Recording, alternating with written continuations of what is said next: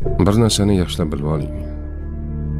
U otasini uyida och emas edi, siz uni to'ydiradigan. U otasini uyida kiyimsiz ham emas edi, siz kiyim olib berib minnat qiladigan.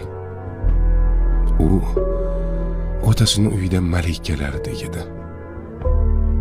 U otasini uyida siz aytganda kasalmand ham emas edi. Siz boshing kasaldan chiqmaydi deb nomlaydigan. U otasini uyida kiyimsiz ham emas edi. Siz kiyim olib berib minnat qiladigan. Hammasdan kechib sizning yoningizga keldimi? Ayolingizni qadrlang. Ayol Allohning omonati. Uni xo'rlash omonatga xiyonatdir. Omonat qilib bergan zot bir kun omonatning ustida albatta hisob